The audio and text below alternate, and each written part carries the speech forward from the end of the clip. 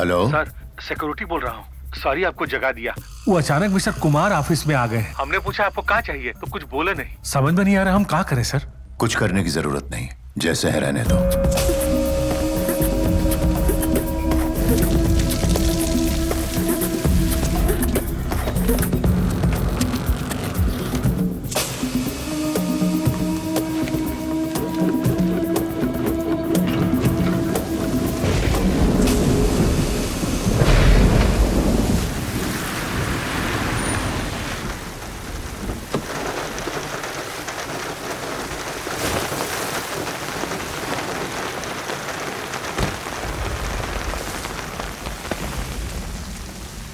Morning मधु।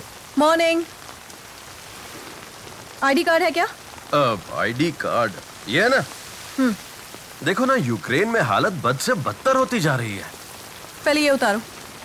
इसमें reporter कम comedian ज्यादा लगते हो। मैडम, सारा स्टाफ मेंबर लोग उधर बैठे। उस तरफ है? क्यों, क्या हुआ? हाय मधु। सब उस तरफ क्यों है? क्या हुआ अनु? तुम खुद आके देख लो। यहाँ तो कोई नहीं है। कहाँ गए सब लोग? उधर लाइब्रेरी में।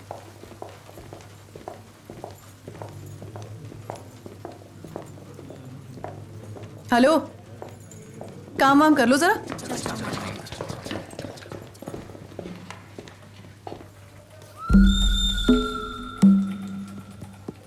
क्या रहा है? एक्सक्यूज मी, ये सब क्या चल रहा है? मधु, थोड़ी मदद चाहिए, कुछ इन्फॉर्मेशन निकालनी है जल्दी। मेरे ख्याल से ये बहुत बड़ी खबर होगी, ब्रेकिंग न्यूज। जो भी है मैं बाद में समझाऊंगा, अभी हेल्प कर दो प्लीज।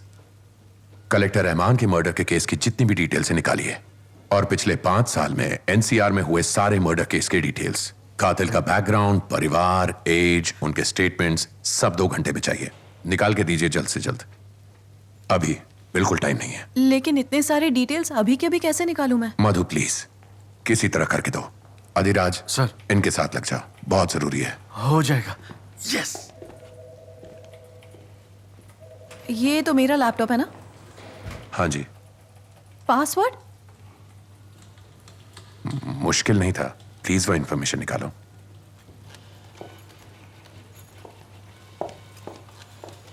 मैं अंदर आ सकती? आ जाओ प्लीज। ये आदमी कौन है सर? मुझे समझ में नहीं आ रहा है। आई थिंक अब मैं तुम्हें बता सकता हूं। ये एक वर्ल्ड फेमस इन्वेस्टिगेटिव जर्नलिस्ट है। रॉयटर्स से लेकर वॉशिंगटन पोस्ट तक इसने दुनिया भर के अखबार के लिए बहुत बड़ी स्टोरीज ब्रेक की हैं। इंडिया, उड़ान और जंजीर, उसकी वो किताब बहुत ही फेमस है, शायद तुमने पढ़ी भी हो। इंडिया, उड़ान और जंजीर? क्या ये रंजीत कुमार है? ओह माय गॉड, मैंने कैसे नहीं पहचान पाई। पर वो ऐसे क्यों यहाँ इस तरह? जब कुमार और दामिनी की लव मैरिज हुई, वो दोनों बहुत ही खुश थे। वो 7 महीने की प्रेग्नेंट थी।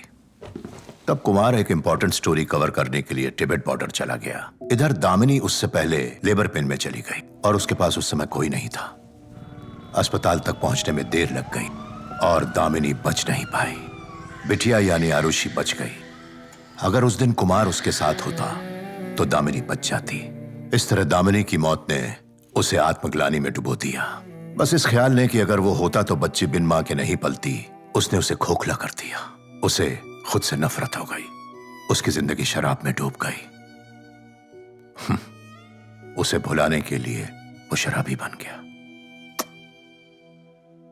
और नशा ही उसका सहारा बन गया। फिर मुझे उसे ढूंढने में पूरे 6 साल लग गए। मैंने उससे जिद की कि वो चेन्नई वापस आ जाए।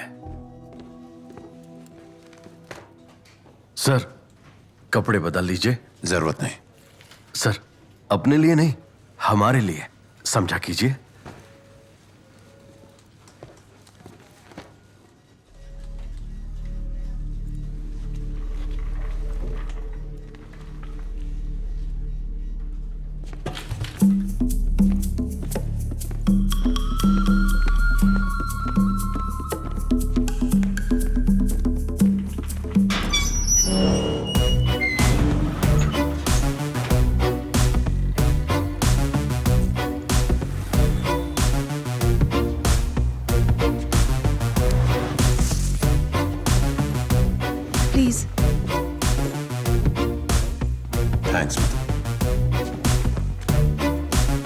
चलो कुमार, ब्रेक द सस्पेंस। तुम किस चीज पे काम कर रहे हो? यस, बताता हूं सर। सबसे पहले पिछले 3 दिनों की मदद के लिए थैंक यू, मधुर अधिराज। मेरा रवैया बहुत अजीब लग रहा होगा आप सबको, पर अब मैं बता सकता हूं, मुझे समझ आ गया है। सबसे पहला पॉइंट, कलेक्टर का मर्डर। मारने वाले ने धर्म के नाम की हमें धमकी दी थी, कहा था मर भी सकता है और मार भी। ये देश बाहर के लोगों के वास्ते नहीं है, निकाल फेंको इन्हें। ईस्टर के इवेंट वास्ते परमिशन दे दिया और हमें नहीं। सारे अन्याय हमारे धर्म के साथ क्यों? पड़ोसी देश में भेजो इन्हें, फिर दिखा देंगे कि किसकी चलती ये है। भाषा सुन के आपको नहीं लग रहा कि ये सुनी सुनाई सी लग रही है? तुम सब गंदी नाली की कीड़े, अपन की बात गौर से सुन। अपन के अमृत सिंघम के बारे में कुछ भी उल्टा सुल्टा लिखा छोड़ूंगा नहीं। कलेक्टर का कातिल और अरसलान का कातिल दोनों एक ही उम्र के हैं। दोनों में से किसी ने भी वहां से भागने की कोशिश भी नहीं की। अपने किए पर कोई भी पछतावा नहीं। माँ बाप के बयान, उनकी गरीबी, बहुत कुछ एक जैसा है। सबसे जरूरी जुर्म के बाद दिया गया उनका बयान, हम मार भी सकते हैं और मर भी सकते हैं। दिखा देंगे किसकी चलती है।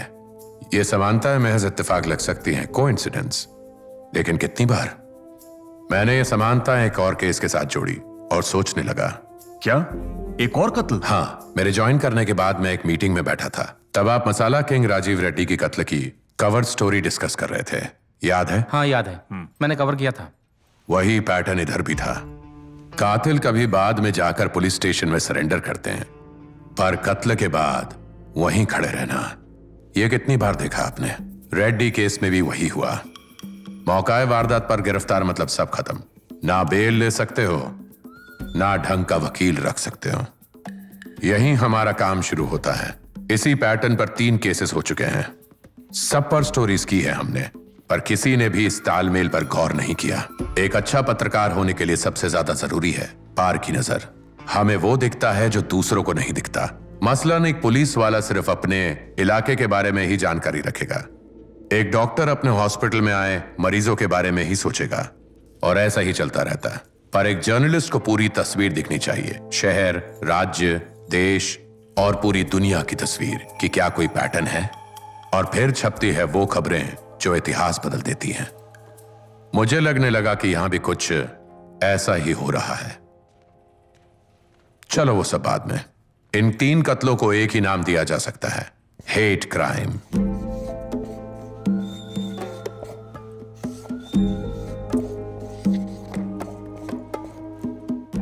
हमें फलाना पसंद नहीं, क्योंकि वो हमारे विश्वास के खिलाफ है। नफरत के बलबूते पे किए जुर्म हेट क्राइम, और उनमें सबसे हिंसक हेट मर्डर्स। नफरत ही उनकी नींव है।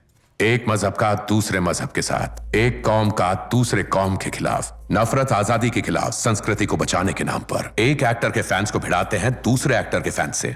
बाहर से आए हुए रिफ्यूजीज के खिलाफ हमारे समाज में किस्म किस्म की नफरत बोई जाती है, और हर इंसान में इस नफरत का बीज पाया जाता है। बस हवा पानी मिलने की देर है और ये फैलने लगता है। और ये लोग पैसे या ताकत के लिए खून नहीं करते, ये धर्म के नाम पर, जात के नाम पर, कौम के नाम पर करते हैं, और उसे कहते हैं हेट क्राइम। पर ये सब तो समाज में हमेशा से घटते रहने वाली बात है। नफरत की वजह से मारकाट तो युगों युगों से चलती आ रही है। हाँ, ये जरूर हुए हैं, पर किस संख्या में, किस तादाद में? ये है एनसीआरबी रिपोर्ट। 2012 तक ये 8-10 से ज्यादा नहीं रहे होंगे, पर 2012 के बाद 150 तक पहुंच गए। ये सब हमारे लिए काफी नया है। 2020 में 158 लोग हेट मर्डर्स का शिकार हुए। जुर्म का ऐसा बढ़ना नॉर्मल तो नहीं है ना मधु? हाँ, मैंने भी ये नहीं सोचा। तो एक बार सोच के देखते हैं, क्या इस सब के पीछे किसी इंसान या किसी संस्था का हाथ है? क्या? आपकी बात तो बहुत ही दिलचस्प है, लेकिन ये सारा कुछ जासूसी फिल्म की तरह लग रहा है।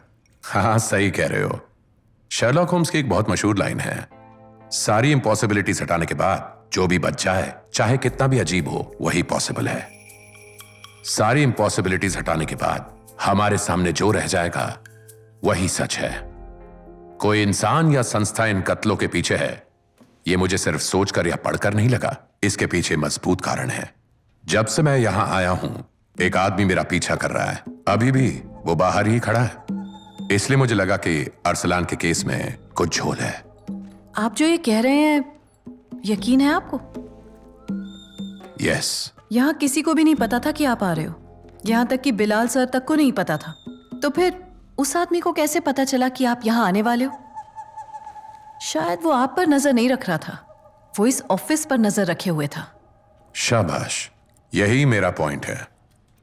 वो इस ऑफिस पर नजर क्यों रखेंगे? अब आते हैं इस मुद्दे पर। उन्हें डर है कि कोई यहां आकर सवाल उठाना ना शुरू कर दे। वो जानना चाहते हैं कि मैं कौन हूं और आखिर यहां पर क्यों आया हूं, मेरा अरसलान के साथ क्या रिश्ता था। यह सब पता करने के लिए ही वो मेरा पीछा कर रहा है।